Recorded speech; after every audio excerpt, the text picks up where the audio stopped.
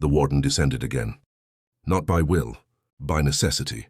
The pit was breathing now, slow, uneven, like a wounded beast that refused to die. Each breath rattled the black pillars that framed eternity.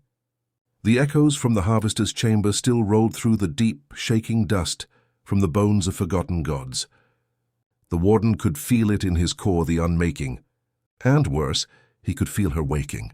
The chains beneath the light, that's what he called the place, though the name was never his to give.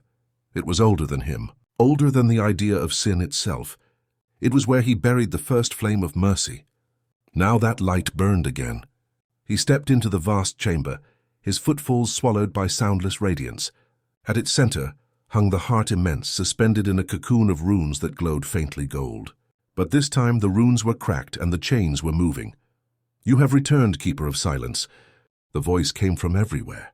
Gentle, patient, and unbearably sad. The warden's tone was cold, but it quivered. "I warned you. The fractures are spreading." The echoes climbed toward the living. They threatened the order. "Order," the heart murmured.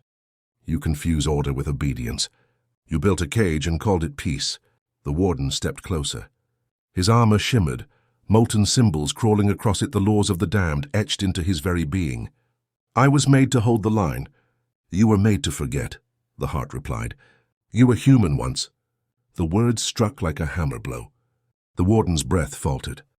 A memory, brief, bright, unbearable, flared across his vision, a face in the light smiling, a promise whispered in a dying world. He forced it down. "That name has no meaning here." The heart pulsed, its chains groaning in protest. "It does, it always has. You are their mirror, warden. Every soul you judge, every punishment you preserve, reflects what you were meant to overcome." The warden's eyes, black as burnt suns, lifted to the cracks above, where faint threads of light now pierced the darkness. "If I release you, the pit will fall apart."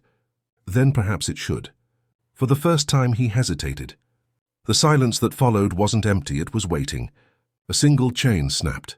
The heart beat once louder, deeper, shaking the realm to its foundations. From the ceiling above, dust fell like stars. The glow from the fractures spread wider. And somewhere in the labyrinth of the damned, a new soul began to sing. "When the final chain breaks," whispered the heart, "you will remember your name." The warden turned away, his expression unreadable, torn between rage, terror, and something dangerously close to hope. As he ascended back toward the surface, the light followed, climbing behind him like dawn chasing the last hour of night.